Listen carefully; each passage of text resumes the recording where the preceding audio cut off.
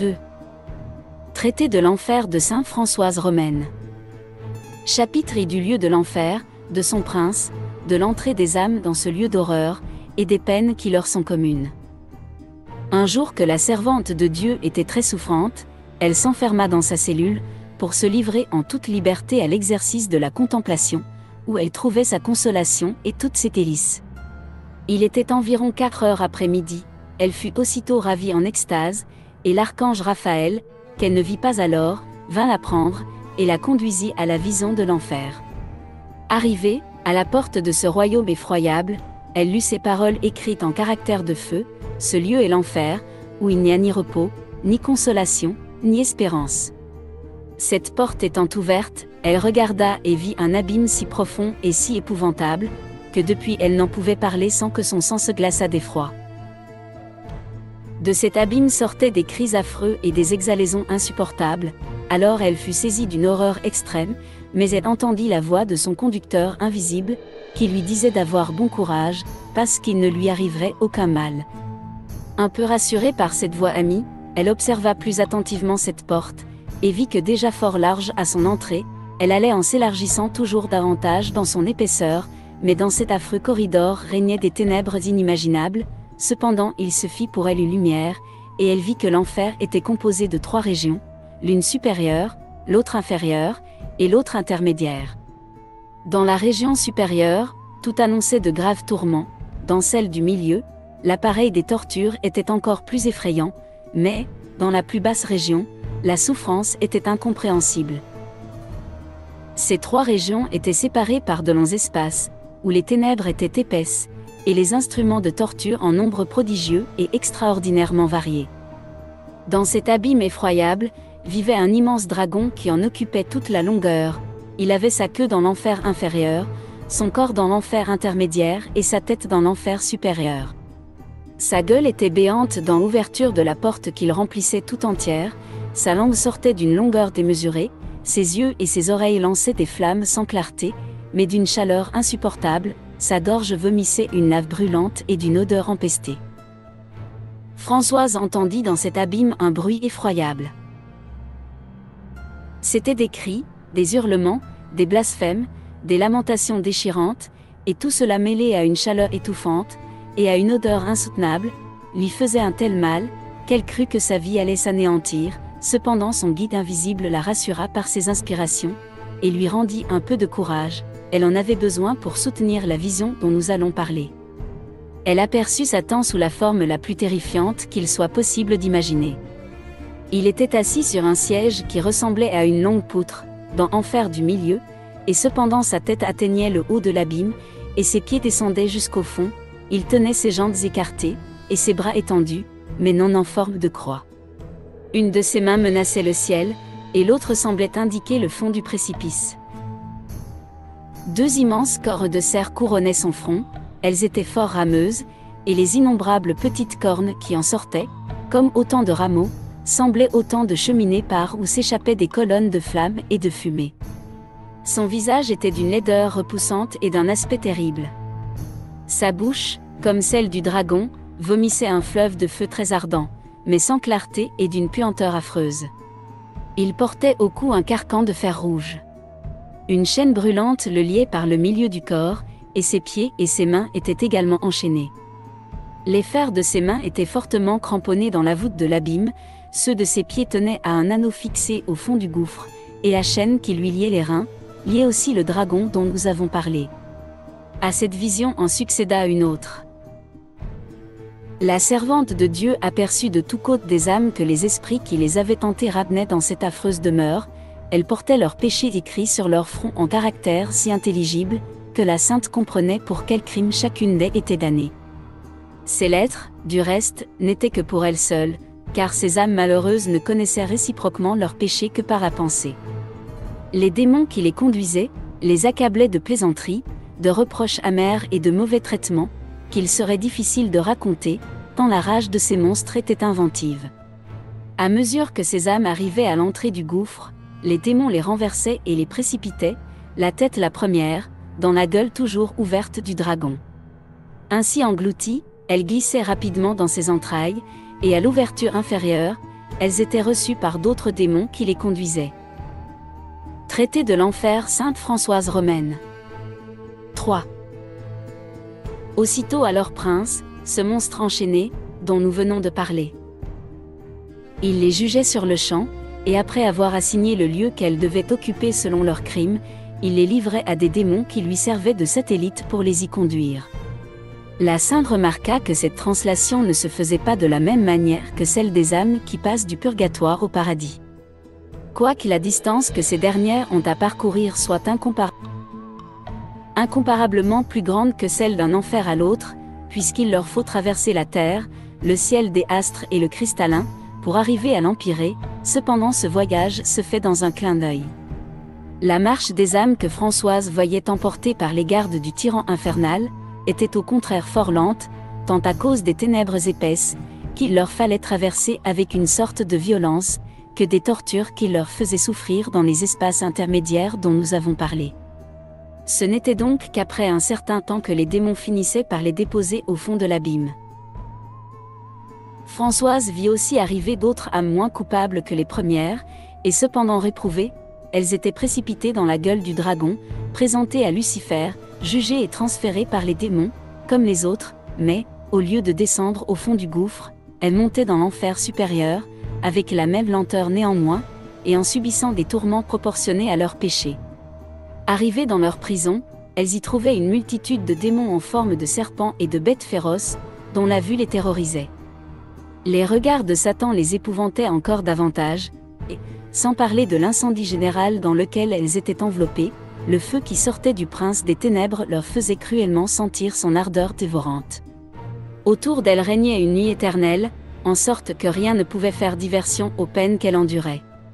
Là, comme dans les autres parties de l'enfer, chacune des âmes réprouvées était livrée à deux démons principaux, exécuteurs des arrêts de la justice divine.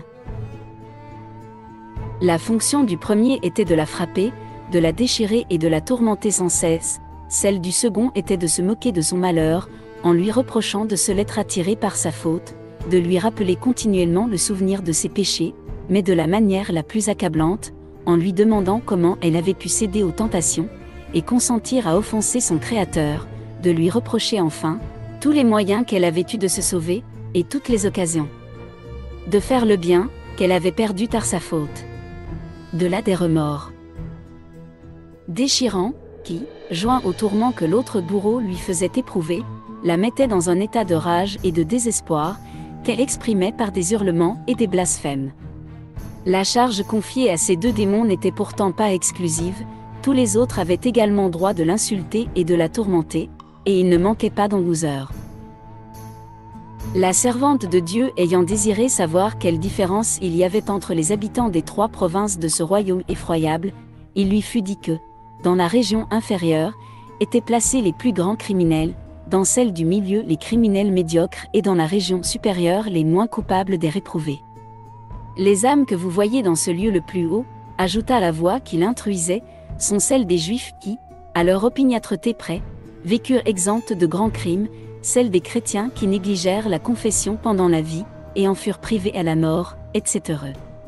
Tout ce que la bienheureuse voyait et entendait la remplissait d'épouvante, mais son guide avait grand soin de la rassurer et de la fortifier. Chapitre 2 Tourments particuliers exercés sur 9 sortes de coupables. 1 degré supplice de ceux qui outragèrent la nature par leur impureté. Françoise aperçut dans la partie la plus basse et la plus horrible de l'enfer des hommes et des femmes qui enduraient des tortures effroyables. Les démons qui leur servaient de bourreaux les faisaient asseoir sur des barres de fer rougies au feu, qui pénétraient le corps dans toute sa longueur, et sortaient par le sommet de la tête, et pendant que l'un d'entre eux retirait cette barre, et la renfonçait de nouveau, les autres, avec des tenailles ardentes, leur déchiraient les chairs depuis la tête jusqu'aux pieds. Or ces tourments étaient continuels et cela sans exclusion des peines générales, je veux dire, du feu, du froid glacial, des épaisses ténèbres, des blasphèmes et des grincements de dents. 2 degrés supplice des usuriers. Non loin du cachot les premiers, Françoise en vit un autre où les criminels étaient torturés d'une manière différente, et il lui fut dit que c'étaient les usuriers. Or, ces malheureux étaient couchés et cloués sur une table de feu, les bras étendus, mais non en forme de croix, et le guide de Françoise lui dit à ce sujet que tout signe de la croix était banni de ces demeures infernales. Chacun d'eux avait un cercle de fer rouge sur la tête. Les démons prenaient dans des chaudières de l'or et de l'argent fondu qu'ils versaient dans leur bouche, ils en faisaient couler aussi dans une ouverture qu'il avait pratiquée à l'endroit du cœur, en disant « Souvenez-vous, âme misérable de la son que. » Traité de l'enfer Sainte Françoise Romaine. 4. Vous aviez pour ces métaux pendant la vie, c'est elle qui vous a conduite où vous êtes. Il les plongeait ensuite dans une cuve pleine d'or et d'argent liquéfié, en sorte qu'elle ne faisait que passer d'un tourment à un autre, sans obtenir un moment de repos. Elle s'ouvrait en outre les peines communes à toutes les autres âmes réprouvées, ce qui les réduisait à un affreux désespoir. Aussi ne cessait-elle de blasphémer le nom sacré de celui qui exerçait sur elle ses justes vengeances. 3 degrés supplice des blasphémateurs. Françoise vit, dans la même région, les profanateurs obstinés de Dieu, de la Sainte Vierge et des saints. Or, ils étaient soumis à des tortures effroyables. Les démons, armés de pinces brûlantes, tiraient leur langue, et les appliquaient sur des charbons embrasés, ou bien ils prenaient de ces charbons, et les leur mettaient dans la bouche, ensuite ils les plongeaient dans des chaudières d'huile bouillante, ou bien ils leur en faisaient avaler, en disant « Comment osiez-vous blasphémer ce que les cieux révèrent, âme maudite et désespérée ?» Non loin de ceux-ci étaient les lâches qui renoncèrent Jésus-Christ par la crainte des supplices, mais leur tourment n'était pas aussi rigoureux, Dieu ayant égard à la faiblesse humaine qui les fit succomber. 4 degrés supplice des traîtres. Françoise vit dans le même quartier, les tortures qu'eût exercées les démons impitoyables sur les hommes infidèles à leur maître, et surtout sur les chrétiens qui ne prirent des engagements sur les fonds sacrés du baptême que pour les profaner. Ces cruels bourreaux leur arrachaient le cœur avec des tenailles ardentes, et le leur rendaient ensuite pour l'arracher de nouveau. Ils les descendaient aussi de temps en temps dans des cuves pleines de poix bouillantes, et leur disaient en les y tenant submergés, âmes fausses et perfides, sans cœur et sans fidélité, non contents de trahir vos maîtres temporels, vous avez osé trahir votre Dieu lui-même, car vous prîtes sur les fonds du baptême, l'engagement solennel de renoncer à Satan, à ses pompes et à ses œuvres, et vous avez fait tout l'opposé. N'oubliez pas ces promesses, et recevez le châtiment que leur violation vous a mérité. À ces reproches amers succédaient les hurlements des victimes, elles blasphémaient aussi les sacrements. Surtout le saint baptême et maudissaient leur divin auteur. 5 degrés supplice des homicides. Un peu plus loin elle vit des hommes à figure féroce, plongés dans une immense chaudière remplie de sang en ébullition. Or, les démons venaient les prendre dans cette chaudière bouillante et les jetaient dans une autre pleine d'eau à moitié glacée, puis les retiraient de celle-ci pour les submerger dans la première. Mais ce n'était pas là leur unique tourment, d'autres démons armés de poignards enflammés leur perçaient le cœur et ne retiraient le fer de la plaie que pour l'y plonger encore. Auprès de ces hommes sanguinaires, étaient placées ces mères qui se dénaturèrent au point d'ôter la vie à leurs propres enfants, et leurs tortures étaient à peu près les mêmes. 6 degrés supplice des apostats qui abandonnèrent la foi catholique non par faiblesse mais par corruption. Les démons les sciaient par le milieu du corps, avec des scies de fer rouge, trempés dans du plomb fondu. Or, la reprise des chairs s'opérait subitement après l'opération, et permettait aux bourreaux de recommencer sans cesse. 7 degrés supplice des incestueux. Il y eut dans tous les temps des hommes et des femmes qui, emportés par une passion aveugle, commirent des impuretés avec des personnes qui leur étaient unies par les liens du sang ou par des liens spirituels. Or, la servante de Dieu les vit dans un cachot voisin de celui des habitants de Sodome. Or, les démons les plongeaient dans une fosse pleine de matières infectes en ébullition, puis les retirant de là, ils les coupaient par quartiers, et lorsque ces quartiers s'étaient réunis, ce qui se faisait aussitôt, ils les replongeaient dans le cloaque brûlant et fétide. 8 degrés supplice des magiciens. Dans l'enfer du milieu, la bienheureuse vit ceux qui, pendant leur vie, étaient en commerce avec le démon, et ceux qui les consultaient et leur donnaient confiance. Ils étaient enveloppés dans des ténèbres effroyables, et les bourreaux les lapidaient avec des pavés de fer rougi au feu.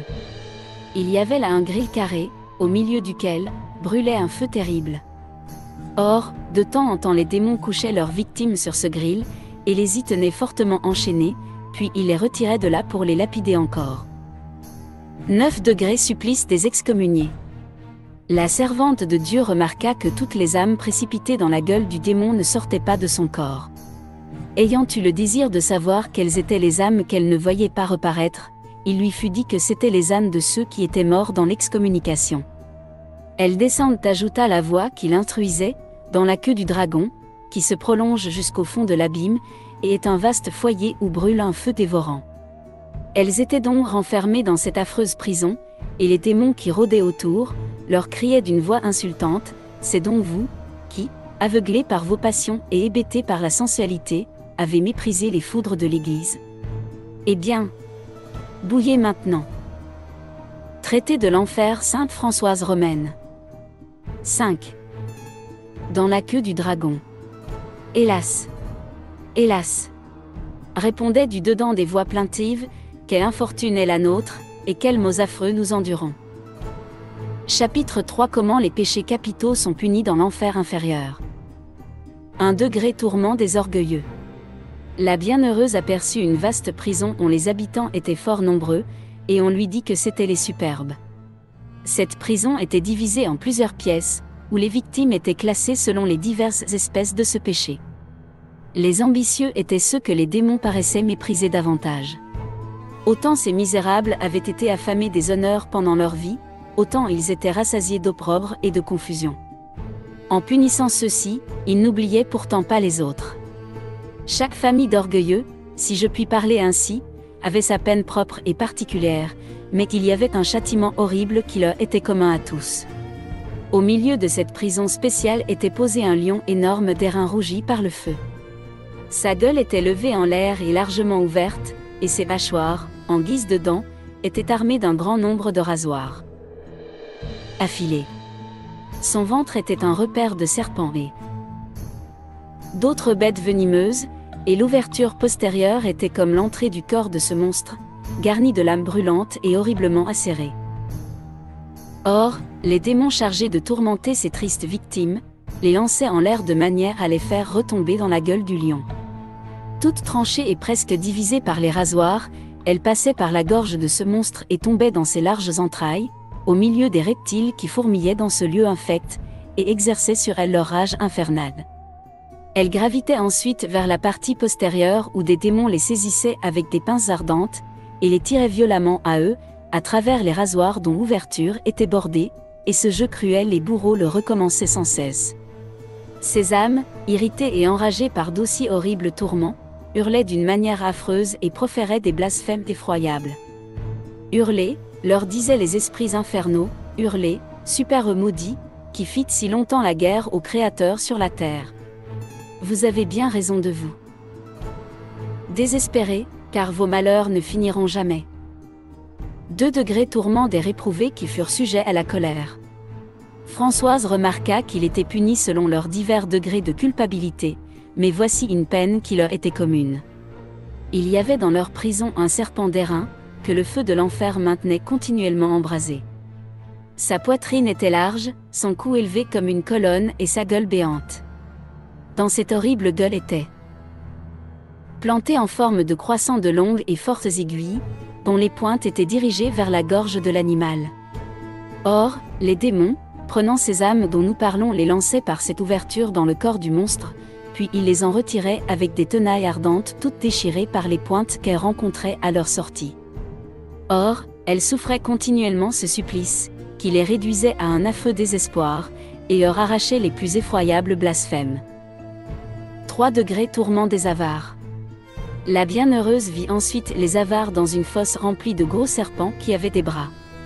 Chacun de ces hideux reptiles s'attachait à un de ces coupables, que la justice divine leur avait abandonnés.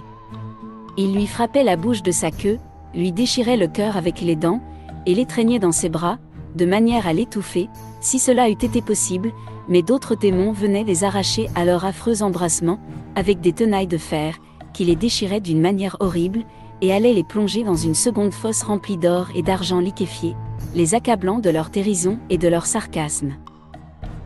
4 degrés tourment des envieux. Chacun de ces malheureux était couvert d'un manteau de flammes, avait un ver venimeux qui lui rongeait le cœur, pénétrait dans sa poitrine, et, remontant par la gorge, se présentait à la bouche, qu'il forçait à ouvrir convulsivement, mais un démon l'empêchait de sortir, en serrant avec la main le cou de la victime, ce qui lui causait d'insupportables étouffements, et tandis qu'il étouffait ainsi d'une main, il tenait de l'autre une épée dont il lui perçait le cœur. Un second démon venait ensuite, qui lui arrachait le cœur de la poitrine, le trempait dans des immondices, et le lui remettait, pour l'arracher de nouveau, et ainsi sans fin, et ces traitements barbares étaient accompagnés de dérision et de reproches, qui réduisaient ces infortunés à la rage et au désespoir. 5 degrés tourment des paresseux. Françoise les vit assis au milieu d'un grand feu, les bras croisés, et la tête inclinée sur les genoux. Leur siège était de pierre, ces pierres étaient cannelées profondément, et leurs cavités remplies de charbon embrasé, les bancs eux-mêmes étaient tout rouges et la flamme qui sortait du brasier s'attachait à ces tristes victimes, et les couvrait comme un vêtement. Or, les démons, les prenant avec des pinces ardentes, les renversaient violemment sur ces lits affreux, et les y traînaient en les tournant et les retournant en toute manière, c'était pour les punir d'avoir perdu le temps. À côté de chacune d'elles était un démon qui, avec un coutelas, lui fendait la poitrine, et y versait de l'huile bouillante, et cela pour traiter de l'enfer Sainte Françoise Romaine. 6. Les punir d'avoir trop présumé de la miséricorde de Dieu. Ils mettaient encore des vers dans leurs plaies, en punition des mauvaises pensées auxquelles leur oisiveté laissait le champ libre. 6 degrés tourment des gourmands. Françoise put contempler aussi les châtiments de la gourmandise. Chaque malheureux, réprouvé pour ce vice, avait un démon qui le prenait par la tête et le traînait sur des charbons ardents, tandis qu'un autre démon, debout sur lui, le foulait aux pieds avec violence. Il lui liait ensuite les pieds et les mains, et le précipitait dans une chaudière pleine de pois fondus, puis, le retirant de là, il le jetait dans une autre remplie d'eau presque réduite en glace. Il lui versait aussi du vin brûlant dans la bouche, pour le punir des coupables excès qu'il en avait fait pendant la vie. Pendant ce temps-là, ses bourreaux lui disaient d'un ton ironique, « La peine des gourmands, dans cette demeure, est le superflu chaud et froid. Voici donc où vous ont conduit vos intempérances, lui disaient d'autres esprits infernaux. Désormais vous aurez pour nourriture des serpents, et du feu pour breuvage. » 7 degrés tourment des luxurieux. Françoise cherchait des yeux les esclaves de cette passion honteuse, on les lui montra. Ils étaient liés à des poteaux de fer embrasés, et les bourreaux, avec leurs langues ardentes, léchaient toutes les parties de leur corps, ce qui les faisait souffrir horriblement. D'autres démons, avec des tenailles, déchiraient leur chair par lambeaux, en punition de la bonne chair qu'ils faisaient dans le monde, ce qui servait à alimenter toujours davantage leur funeste passion. Sous leurs poteaux étaient des grilles ardents et armés de pointes de fer, auprès desquelles étaient couchés d'horribles serpents. Les démons, attirant brusquement leurs victimes, les faisaient tomber à la renverse sur ces lits affreux, et les serpents se jetant sur eux, les mordaient avec une rage inconcevable. Ce supplice était particulier aux adultères. Chapitre 4. Supplice particulier à cette espèce de pécheurs. 1 degré tourment des voleurs. La servante de Dieu vit des hommes qui étaient liés avec des cordes noires, par le moyen desquels les démons les attiraient en haut, après quoi il les laissait retomber dans le feu. Ensuite il les descendait dans un puits d'eau glacée, de là il les faisait passer dans un lac de plomb fondu, où il les forçait de boire une horrible fusion de fiel, de pois et de soufre, il les jetait enfin dans un repaire de bêtes féroces. Or, il fut dit à la sainte que ces tristes victimes étaient les voleurs. 2 degrés tourment des enfants dénaturés. Il y eut toujours sur la terre des enfants détestables, qui, au lieu d'honorer leurs parents, n'eurent pour eux que de l'éloignement et du mépris, les rendant excessivement malheureux par leur insubordination, leur mauvais caractère et leur violence. Or, Françoise les vit dans un immense tonneau, garni de rasoirs, et où se trouvaient des serpents féroces. Les démons roulaient cette effroyable machine, et les pauvres victimes qu'elle renfermait étaient mordues par les serpents, et déchirées par les rasoirs. On fit remarquer à la bienheureuse que ces coupables et les autres ne demeuraient pas toujours dans l'enfer qui leur était assigné. De l'enfer inférieur ils passaient quelquefois dans l'enfer supérieur ou dans l'intermédiaire, ou de ceux-ci dans le plus bas. Ayant désiré en savoir la raison, il lui fut dit que c'était pour subir le supplément de peine dû aux circonstances plus ou moins aggravantes de leur péché. 3 degrés tourment de ceux qui furent infidèles à leur vue de chasteté. La position de ces malheureux était effroyable. Les démons les plongeaient tantôt dans un feu ardent, où coulaient en fusion la poix et le soufre, et tantôt dans un bain d'eau glacée, d'autres fois ils les serraient entre deux planches de fer, armées de clous aigus, et leur perçaient les flancs avec des fourches. Enfin, pour ajouter l'insulte à leur supplice, ils ne cessaient de leur reprocher les crimes qu'il avait commis. Souvenez-vous, leur disait-il, de vos impuretés sacrilèges, ces plaisirs, sitôt passés, vous coûtent cher maintenant. Souvenez-vous de tant de sacrements que vous avez profanés, et qui n'ont servi qu'à rendre votre condamnation plus terrible. 4 degrés tourment des parjures. Ils avaient des bonnets de feu sur la tête, leur langue était arrachée, et leurs mains coupées. 5 degrés tourmente et détracteurs. Chacun d'eux était livré à une vipère à 7 têtes. Je parle de la forme qu'eût avait prise le démon spécialement chargé de le tourmenter. Or, voici à quoi lui servaient ces 7 gueules. Avec la première il arrachait la langue du patient, avec la seconde il la mangeait, avec la troisième il la crachait dans le feu, avec la quatrième il la reprenait et la rendait au coupable, avec la cinquième il lui crevait les yeux, avec la sixième il lui arrachait la cervelle par une oreille, et avec la septième enfin, il dévorait ses narines. En outre, avec les ongles de ses mains il lui déchirait le corps.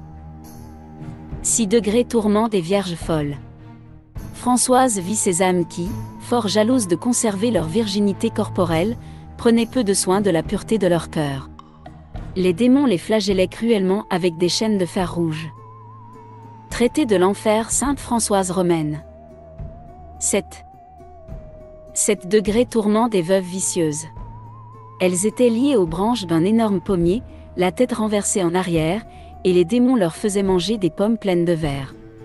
En outre, des dragons terribles, s'enlaçant à elles, leur déchiraient le cœur et les entrailles, tandis que la foule des démons ne cessait de leur reprocher leur mauvaise vie. 8 degrés tourment des femmes idolâtres de leur beauté. Elles avaient pour chevelure des serpents qui leur mordaient cruellement le visage, tandis que d'autres démons enfonçaient des épingles rougies au feu dans toutes les parties de leur corps, et, pour aiguiser les remords de la conscience, ils ne cessaient de leur dire « Vous fîtes notre métier sur la terre, il est juste que vous nous soyez associés pendant l'éternité. Faites maintenant votre toilette dans ces flammes. » Ces âmes répondaient par des blasphèmes horribles à ces insultes de leurs ennemis. Chapitre V. Blasphème des réprouvés. Tout cet affreux séjour retentissait d'horribles blasphèmes. Ces infortunes habitants maudissaient Dieu, comme s'il ne leur eût fait que du mal, et jamais aucun bien. Ils maudissaient l'humanité sacrée de notre Seigneur Jésus-Christ. Ils maudissaient tous ces mystères, dont le souvenir ne leur rappelait que de criminelles ingratitudes. Ils maudissaient toutes les grâces qu'il avait obtenues par ses mérites, et dont l'abus leur avait attiré de si horribles châtiments. Toute la sainte vie de ce Dieu sauveur provoquait leur blasphème, mais chacun s'attachait à profaner d'une manière spéciale la circonstance qui lui déplaisait le plus. Celui-ci maudissait son incarnation, celui-là sa naissance, celui-ci sa circoncision et celui-là son baptême, celui-ci sa pénitence, celui-là sa passion, un autre sa résurrection, un autre son ascension glorieuse. Rien de ce qu'eût fait notre aimable Sauveur, pour le salut de nos âmes, n'était respecté, parce que tous ses bienfaits ne furent pour eux que des objets d'ingratitude. Ils maudissaient et blasphémaient le doux nom de Marie, ses prérogatives, ses vertus, mais surtout sa maternité divine, parce que si elle n'eût pas mis le Fils de Dieu au monde, ils eussent été moins coupables, et n'auraient pas à supporter d'aussi horribles tourments. Ainsi donc leur éternité est tout employée à blasphémer et à maudire, mais avec une telle rage et un si profond désespoir, que, n'eussent-ils point d'autre supplice, cela suffirait pour les rendre infiniment malheureux. Cependant ils souffrent les autres peines communes à tous les réprouvés, et en outre, les peines qui leur sont particulières, ainsi que je viens de le dire. Chapitre 6. Nombre des démons, leurs noms et leurs emplois. Dans la vision 17, où la création des anges et leur classification furent manifestées à la servante de Dieu, Dieu lui fit discerner ceux qui devaient pécher de ceux qui demeureraient fidèles. Elle fut ensuite témoin de leur révolte et de la chute horrible qu'elle leur mérita. Or, elle ne fut pourtant pas aussi profonde pour les uns que pour les autres. Un tiers de ces infortunés demeura dans les airs, un autre tiers s'arrêta sur la terre et le dernier tiers tomba jusque dans l'enfer. Cette différence dans les châtiments correspondit à celle que Dieu remarqua dans les circonstances de leur faute commune. Parmi ces esprits rebelles, Il y en eut qui embrassèrent de gaieté de cœur, si je puis parler de la sorte, la cause de Lucifer, et d'autres qui virent avec indifférence ce soulèvement contre le Créateur, et demeurèrent neutres. Les premiers furent précipités sur le champ dans l'enfer, d'où ils ne sortent jamais, à moins que Dieu ne les déchaîne. Quand il veut frapper la terre de quelque grande calamité, pour punir les péchés des hommes. Les seconds furent jetés partis dans les airs, et partis sur la terre, et ce sont ces derniers qui nous tentent, comme je le dirai plus tard. Lucifer, qui voulut être l'égal de Dieu dans le ciel, est le monarque des enfers, mais monarque enchaîné et plus malheureux que tous les autres. Il a sous lui 3 princes auxquels tous les démons, divisés en 3 corps, sont assujettis par la volonté de Dieu, de même que dans le ciel, les bons anges sont divisés en 3 hiérarchies présidées par 3 esprits d'une gloire supérieure. Ces 3 princes de la milice céleste furent pris dans les 3 premiers chœurs, où ils étaient les plus nobles et les plus excellents. Ainsi, les 3 princes de la milice infernale furent choisis comme les plus méchants des esprits des mêmes chœurs, qui arborèrent l'étendard de la révolte. Lucifer était dans le ciel le plus noble des anges qui se révoltèrent, et son orgueil en fit le plus méchant de tous les démons. C'est pour cela que la justice de Dieu l'a donné pour roi à tous ses compagnons et aux réprouvés, avec puissance de les gouverner et de les punir, selon ses caprices, ce qui fait qu'on l'appelle le tyran des enfers. Outre cette présidence générale, il est encore établi sur le vice de l'orgueil. Le premier des 3 princes qui commandent sous ses ordres, se nomme Asmodée. C'était dans le ciel un chérubin, et il est aujourd'hui l'esprit impur qui. Traité de l'enfer Sainte Françoise Romaine. 8. Préside à tous les péchés tes honnêtes. Le deuxième prince s'appelle Mammon, c'était autrefois un trône, et maintenant il préside aux divers péchés que fait commettre l'amour de l'argent. Le troisième prince porte le nom de Belzébuth, il appartenait à l'origine au chur des dominations, et maintenant il est établi sur tous les crimes qui enfantent l'idolâtrie, et préside aux ténèbres infernales. C'est aussi de lui que viennent celles qui aveuglent les esprits des humains. Ces 3 chefs ainsi que leurs monarques, ne sortent jamais de leur prison infernale, lorsque la justice de Dieu veut exercer sur la terre quelque vengeance éclatante, ces princes maudits éputent à cet effet un nombre suffisant de leurs démons subordonnés, car il arrive quelquefois que les fléaux dont Dieu veut frapper les peuples, demandent plus de force ou plus de malice que n'en ont les mauvais esprits répandus sur la terre et dans l'air. Alors les infernaux plus méchants et plus enragés deviennent des auxiliaires indispensables. Mais or, de ces cas rares, ces grands coupables ne peuvent sortir des prisons où ils sont renfermés. Tous ces esprits infortunés sont classés dans l'abîme selon leur ordre hiérarchique. La première hiérarchie, composée de séraphins, de chérubins et de trônes, habite l'enfer le plus bas, ils endurent des tourments plus cruels que les autres, et exercent les vengeances célestes sur les plus grands pécheurs.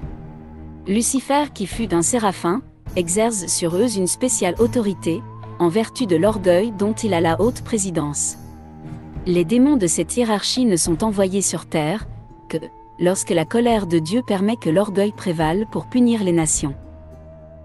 La deuxième hiérarchie formée de domination, de principauté et de puissance, demeure dans l'enfer du milieu. Elle a pour prince Asmodée qui, comme je l'ai déjà dit, préside au péché de la luxure. On peut deviner que, les démons de cette hiérarchie sont sur terre, lorsque les peuples s'abandonnent au vice infâme de l'impureté. La troisième hiérarchie qui se compose de vertus, d'archanges et d'anges, a pour chef Mammon, et habite l'enfer supérieur. Lorsque ces démons sont lâchés sur la terre, la soif des richesses y prévaut de toutes parts, et il n'est plus question que d'or ou d'argent. Quant à Belzébuth, il est le prince des ténèbres, et les répand, quand Dieu le permet, dans les intelligences, pour étouffer la lumière de la conscience et celle de la véritable foi. Tel est l'ordre qui règne parmi les démons dans les enfers, quant à leur nombre, il est innombrable. On retrouve ces mêmes hiérarchies parmi les démons qui demeurent dans l'air et sur la terre, mais ils n'ont point de chef, et par conséquent vivent dans l'indépendance et une sorte d'égalité. Ce sont les démons aériens qui, la plupart du temps, déchaînent les vents, excitent les tempêtes, produisent les orages, les grêles et les inondations. Leur intention en cela est de faire du mal aux hommes, surtout en diminuant leur confiance en la divine providence, et les faisant murmurer contre la volonté de Dieu. Les démons de la première hiérarchie, qui vivent sur la terre, ne manquent pas de profiter aussi de ces occasions favorables à leur malice, trouvant les hommes irrités par ces calamités et fort affaiblis dans leur soumission et leur confiance, ils les font tomber beaucoup plus facilement dans le vice de l'orgueil. Ceux de la deuxième hiérarchie ne manquent pas à leur tour de les précipiter de leur hauteur superbe dans le cloaque impur, ce qui donne ensuite toute facilité aux démons de la troisième hiérarchie, de les faire tomber dans les péchés qui enfantent l'amour de l'argent. Alors les anges qui président aux ténèbres les aveugles, leur font quitter la voie de la vérité, et rendent leur retour extrêmement difficile. C'est ainsi que tous les démons, malgré la différence de leurs emplois, se concertent et s'aident mutuellement à perdre les âmes. Les uns affaiblissent leur foi, les autres les poussent à l'orgueil, ceux-ci à l'impureté, ceux-là à l'amour des richesses, d'autres enfin leur jettent un voile sur les yeux et les écartent si fort de la voie du salut, que la plupart ne la retrouvent plus. Le seul moyen d'échapper à ce complot infernal, serait de se relever promptement de la première chute, et c'est précisément ce que ces pauvres ânes ne font pas. De là, cette chaîne de tentation, qui de chute en chute les conduit au fond du précipice. Lorsque j'ai dit que les démons qui sont dans l'air et sur la terre n'ont pas de chef, j'ai voulu dire seulement qu'ils n'ont pas d'officier subalterne, car tous sont soumis à Lucifer, et obéissent à ses commandements, parce que telle est la volonté de la justice divine. Malgré la haine qu'ils portent aux hommes, aucun d'eux n'oserait les tenter sans l'ordre de Lucifer, et Lucifer lui-même ne peut prescrire, en ce genre que ce que lui permet le Seigneur plein de bonté et de compassion pour nous. Lucifer voit tous ces démons, non seulement ceux qui sont autour de lui dans l'enfer, mais encore ceux qui sont dans l'air et sur la terre. Tous aussi le voient sans aucun obstacle, et comprennent parfaitement toutes ses volontés. Ils se voient également et se comprennent fort bien les uns les autres. Les malins esprits, répandus dans l'air et sur la terre, ne ressentent pas les atteintes du feu de l'enfer, ils n'en sont pas moins excessivement malheureux, tant. Traité de l'enfer Sainte Françoise Romaine. 9. Parce qu'ils se maltraitent et se frappent sans cesse les uns les autres, que parce que les opérations des bons anges dans ce monde leur causent un dépit qui les tourmente cruellement. Les peines de ceux qui appartiennent à la première hiérarchie sont plus acerbes que celles des esprits de la seconde, et ceux-ci sont plus malheureux que les esprits de la troisième. La même justice distributive préside au tourment des esprits infernaux, mais ceux-ci sont tous en proie à l'ardeur des flammes infernales. Les démons qui demeurent au milieu de nous, et ont reçu le pouvoir de nous tenter, sont tous des esprits tombés du dernier chur. Les anges commis à notre garde sont aussi de simples anges. Ces esprits tentateurs sont sans cesse occupés à préparer notre perte. Les moyens qu'ils emploient pour cela sont si subtils et si variés, qu'une âme qui leur échappe est fort heureuse, et ne saurait trop témoigner sa reconnaissance au Seigneur. Il n'est pas un instant du jour et de la nuit, où ces cruels ennemis n'essaient d'une tentation ou d'une autre, afin de lasser ceux qu'ils ne peuvent vaincre par la ruse ou la violence. La patience est donc l'arme défensive par excellence. Malheur à qui la laisse tomber de ses mains. Lorsque ces tentateurs ordinaires rencontrent des âmes fortes et patientes, qu'ils ne peuvent entamer, ils appellent à leur secours des compagnons plus astucieux et plus malins, non pour combattre avec eux ou à leur place, car Dieu ne le permet pas, mais pour leur suggérer des stratagèmes plus efficaces. Françoise savait tout cela par expérience, il était rare qu'elle fût tentée par son démon seul. D'ordinaire il s'en associait d'autres, et trop faible encore, il recourait à la malice des esprits supérieurs qui demeuraient dans l'air. Elle était devenue si habile dans cette guerre, qu'en soutenant une attaque, elle savait à quel chur avait appartenu celui dont le conseil la dirigeait, et qui il était. Lorsque les démons veulent livrer un assaut à une âme habile et forte, les uns l'attaquent de front, et les autres se placent derrière elle. C'est de cette sorte qu'ils combattaient ordinairement contre notre bienheureuse, et elle les voyait se faire des signes pour concerter leurs moyens. Lorsqu'une âme, vaincue par les tentations, meurt dans son péché, son tentateur habituel l'emporte avec promptitude, suivi de beaucoup d'autres qui lui prodiguent des outrages, et ne cesse de la tourmenter jusqu'à ce qu'elle soit précipitée en enfer. Ces détestables esprits se livrent ensuite à une joie féroce. Son ange gardien, après l'avoir suivie jusqu'à l'entrée de l'abîme, se retire aussitôt qu'elle a disparu, et remonte au ciel. Lorsqu'une âme, au contraire, est condamné au purgatoire, son tentateur est cruellement battu par l'ordre de Lucifer pour avoir laissé échapper sa proie. Il reste pourtant là, en dehors du purgatoire, mais assez près pour que l'âme le voie et entende les reproches qu'il lui fait sur les causes de ses tourments. Lorsqu'elle quitte le purgatoire pour monter au ciel, ce démon revient sur la terre se mêler à ceux qui nous tentent, mais il est pour eux un objet de moquerie, pour avoir mal rempli la mission dont il était chargé. Tous ceux qui laissent ainsi échapper les âmes ne peuvent plus remplir l'office de tentateur. Ils vont, errant çà et là, réduits à rendre aux hommes d'autres mauvais offices, quand ils peuvent. Quelquefois Lucifer, pour les punir, les loge honteusement dans des corps d'animaux, ou bien il s'en sert, avec la permission de Dieu, pour exercer des possessions qui leur attirent souvent de nouveaux châtiments et de nouvelles hontes. Les démons, au contraire, qui ont réussi à perdre les âmes auxquelles Lucifer les avait attachées, après les avoir portées dans les enfers, reparaissent sur la terre, couverts de gloire parmi leurs semblables, et jouent un plus grand rôle que jamais dans la guerre qu'ils font aux enfants de Dieu. Ce sont eux que les autres appellent à leur secours, comme plus expérimentés et plus habiles, quand ils ont affaire à des âmes fortes et généreuses qui se rient de leurs vains efforts. Tout démon chargé de la mission de perdre une âme ne s'occupe point des autres, il n'en veut qu'à celle-là, et emploie tous ses soins à la faire pécher ou à troubler sa paix.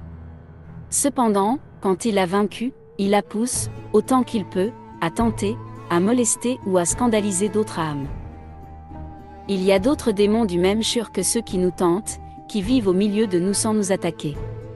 Leur mission est de surveiller ceux qui nous tentent, et de les châtier chaque fois qu'ils ne réussissent pas à nous faire pécher.